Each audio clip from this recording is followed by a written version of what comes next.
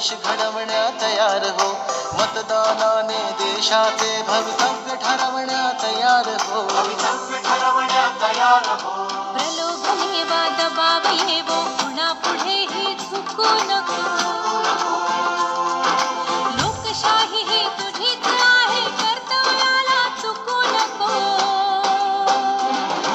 हे पुढे मतदान